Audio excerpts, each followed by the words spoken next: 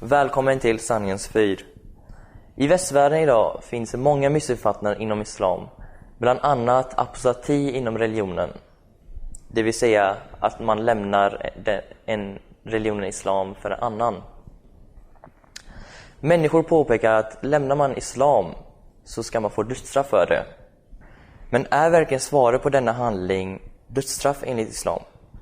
Vad säger egentligen islams läror angående apostati inom religionen? För att besvara denna fråga så frågar vi imam Agha Yahya Khan från Nasir-moskén som är med oss här idag. Vad säger islams läror angående apostati inom religionen? Bismillahirrahmanirrahim. I Allahs, den nåderikes, den barmhärtiges namn. Islam har två grundpunkter. Först och främst den heliga Koranen, som är Guds ord, som är helig skrift för muslimer.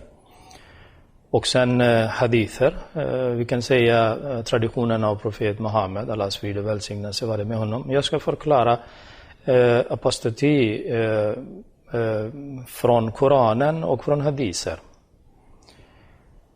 Först och främst, jag kan svara, det är helt emot islams lära att döda någon i Guds namn om en person lämnar islam och konverterar till någon annan. Vad säger Gud i Koranen? Det är jättelogisk vers från Koranen. Gud säger i Koranen kapitel 4, vers 138. Allah kommer aldrig att förlåta den som tror, sedan icke tror, sedan tror igen, sedan icke tror och sedan ökar i otro. Icke heller kommer han att vägleda dem till den rätta vägen. Och det är jättelogisk vers. Det betyder att Gud säger en person kommer in i islam, han accepterar islam och sen efter några år eller efter några månader kanske han lämnar islam och konverterar till exempel till kristendomen eller till judendom. Och sen Gud säger sedan tror igen kommer han igen till islam. Det betyder han lämnade islam och konverterade till någon annan religion, men han är fortfarande levande. Ingen som straffade honom eller dödade honom. Han är levande och kommer igen efter några år eller efter några månader till islam igen. Tredje gången Gud säger sedan icke tror, lämnar han islam igen och konverterar till någon annan religion. Fjärde gången Gud säger sedan ökar i otro. Icke heller kommer han att vägleda dem till den rätta vägen. Det betyder det är mellan den person och Gud. Vi människor har ingenting att göra emot honom. Gud säger jag är som kan straffa eller jag ska inte förlåta den person. Gud säger i den här versen Allah kommer aldrig att förlåta den. Vi människor har ingenting att göra emot honom. Vi har ingen rätt att straffa honom eller döda honom. Gud säger i Koranen och säg det är sanningen från din Herre. Låt därför den tror som vill det och låt den låta bli att tro som vill det. Det betyder varje person är fri. Gud själv säger i Koranen varje person i den här världen är fri. Om han vill acceptera islam, okej. Om han vill lämna islam, okej. Han kan lämna islam. En annan vers från Koranen från kapitel 2, vers 257. Gud säger La ikraha fid din. Det finns inget tvång i religionen. Gud sa det allt i den här versen. För hela mänskligheten. För att Guds ord eller Koranen, den heliga Koranen är universell religion. Universell helig skrift från Gud. Och varje person i den här världen är fri som jag sa det innan. inget tvång. Om en person vill lämna islam och konvertera till någon annan, det är mellan den person och hans Gud. Jag repeterar igen, vi människor eller muslimer har ingenting att göra emot honom. En sak från hadith jag vill berätta här. En berättelse finns i en hadith och en referens från Koranen också tillhör till den händelse. När profet Muhammed, Allahs frid och välsignelse vare med honom, frågade Medinaborna att fienden av islam vill attackera på muslimer som bor i Medina, och de vill förstöra islam och muslimer. Vad ska vi göra? Ska vi gå ut från Medina och kriga med dem? Och det var defensive krig. Så ska vi gå ut eller vi ska stanna kvar i Medina? Medinaborna svarade att, eller majoriteten var på andra sidan. De sa det att vi måste gå ut och kriga med fienden av islam. Men några muslimer från Medina, de svarade att nej, vi tror att vi bör stanna kvar i staden och försvara islam och försvara Medina också och muslimer. En person som heter Abdullah bin Ubay bin Sulul, som är jättekänd inom islamisk historia. Han var ledaren för hycklarna. Han svarade också samma sak, att vi ska stanna kvar i Medina och försvara Medina och islam. Men majoriteten var emot honom, eller majoriteten svarade att nej, vi ska gå ut och kriga med fienden av islam. Profeten Muhammed, Allahs frid och välsignelse vare med honom, han respekterade majoritetens förslag och åkte därifrån till en Sahara. Det var en öppen plats för krig.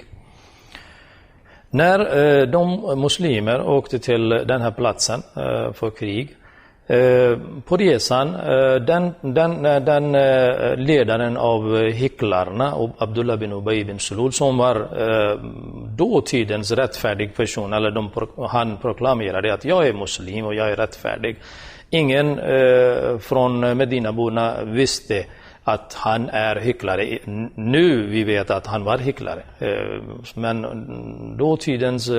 från dåtidens muslimer, han kom fram och sa det till muslimer: nej, vi kan inte gå med Muhammed sallallahu alaihi wasallam, Allahs frid och välsignelse vare med honom, för att det är självmord. Vi kan inte kriga med dem. De är många och vi är inte så många. Och han kom tillbaka och lämnade profeten och muslimer. Han kom tillbaka till Medina med 300 personer. Men det är en lång historia. När han kom tillbaka till Medina, Muhammed, Allahs frid och välsignelse vare med honom, och andra muslimer krigade med fienden av islam. Efter kriget, när de kom tillbaka till Medina, de muslimer och profeten Muhammed sallallahu alaihi wasallam lyssnade att där i Medina, Abdullah bin Ubay bin Sulul, som var ledaren för hycklarna, han proklamerade att det finns en vers från Koranen, exakt samma ord, jag kan recitera från Koranen, att han sa det: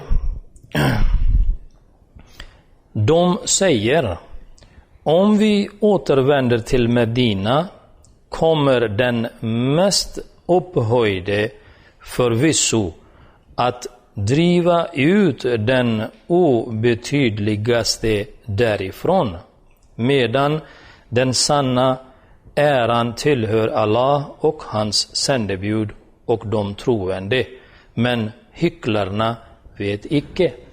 Gud säger att Abdullah bin Ubay bin Sulul, han sa det att jag som är mest upphöjde person, jag ska driva ut den här personen, na'uzubillah, profeten Muhammed, Allahs frid och välsignelse vare med honom, som han sa det, obetydligaste därifrån, från Medina.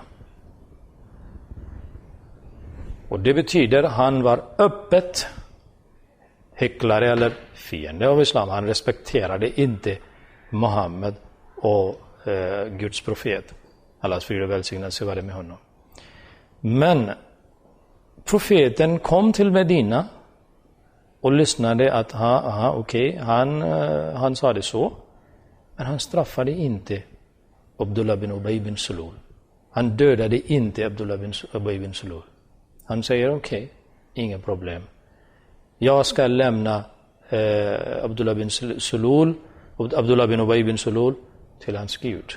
Så Gud ska straffa honom eller Gud ska lämna honom fri. Så jag menar att islam, speciellt Koranen, den heliga Koranen som är grundläran för muslimer och för hela mänskligheten, och hadisen av profet Muhammed, Allahs frid och välsignelse vare med honom, är strikt emot den här läran som dagens så kallade lärda eller mullorna sprider i Guds namn eller i islams namn. De straffar ibland muslimer, de dödar muslimer i Guds namn, till exempel i Nigeria eller i Afghanistan. Men de följer inte Koranen. Jag förklarar det med 2-3 verser från Koranen. Det betyder de läser inte Koranen och de förstår inte Koranen. Koranen är Guds ord och det är islams grundlära. Ordet islam är arabisk ord som betyder fred. Och hur kan fred skapa död eller ofrid eller bloodshed i världen? Det är motsatser. Islam är fred. Och det är Guds helig skrift som säger det finns inget tvång i religionen. Betyder dagens koncept om avfällning eller apostati, dödsstraff, är fel koncept som dagens lärda, så kallade lärda mullorna, imamer sprider, och media också hjälper dem. Så du säger att det finns ingen tvång i religionen och att det är en apostati som visas i media och speciellt västvärlden, det är felaktigt, att det inte är det som islam förespråkar. Men hur ska man få medias syn att ändras? Hur ska vi på något sätt kunna få fram det här budskapet som islamen och Koranen ger? Ja, det är inte så lätt. Det är jättesvårt, men vi, Ahmadiyya muslimska samfundet, vi försöker hela tiden i hela världen att sprida kärleksfull läran av islam, och vi försöker förklara via media också, som vi har en tv-satellitkanal, MTA, Muslim Television Ahmadiyya, och vi ibland sprider den här läran via leaflets, via broschyrer. I Sverige till exempel, bara i Sverige vi har redan spred den här läran via muslimer för fred och kärlek för alla, hat mot ingen.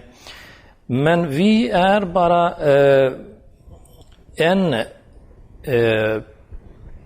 gren från islam som försöker sprida den här läran, den här fredliga läran. Jag tillhör till Ahmadiyya muslimska samfundet som grundades i 1889 i Indien.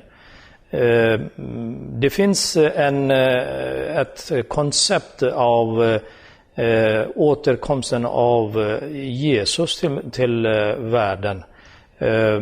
Muslimer väntar på Jesus från himlen. De tror att Jesus, Allahs frid och välsignelse vare med honom, han sitter levande fortfarande på högra handen av Allah, och han ska komma tillbaka till jorden fysiskt, och han ska låta segra islam på hela världen nära domedagen.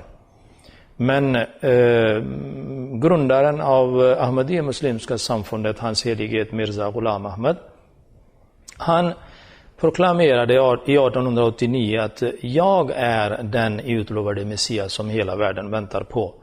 Och vi Ahmadiyya muslimer tror inte på Jesus ankomst fysisk. Vi tror att han dog som alla andra profeter, även profet Muhammed, Allahs frid och välsignelse vare med honom. Och den utlovade Messias, grundaren av Ahmadiyya muslimska samfundet, han var bara 130 år sedan, och han proklamerade att jag kom till världen för att förklara alla missuppfattningar som hänt inom islam och inom andra religioner också. För att andra religioner också väntar på någon reformator, till exempel judarna väntar på Elias från himlen. Och hinduerna väntar på Krishna, och kristendom väntar på Jesus från himlen. Och även andra muslimer också väntar på Jesus från himlen. Han kom till världen för att förklara alla missuppfattningar som hänt inom olika religioner. Och han försökte sprida den här läran som är fredliga läran av den sanna islam. Som jag sa innan, han var i 1889, och vi är nu i världen, vi är ungefär 160 miljoner i världen, Ahmadiyya muslimer. Vi försöker hela tiden sprida den sanna läran av den heliga Koranen och den sanna läran av den heliga profeten Muhammed, Allahs frid och välsignelse vare med honom. Men i alla fall, vi försöker att sprida. I Sverige till exempel, skolgrupper kommer till moskén, nästan 2-3, ibland 4 grupper per vecka kommer från gymnasieskolor, universitet och från grundskolor. De kommer och lyssnar den sanna läran av islam, och jag förklarar med referens från Koranen och från hadiserna, så vi försöker förse. Tack. Som ni nu har hört så är dödsstraff för apostati inom islam inte tillåtet. Men om man nu lämnar islam så är det upp till individen och dennes Gud. Med detta avslutar vi det här programmet, och vi hörs nästa gång.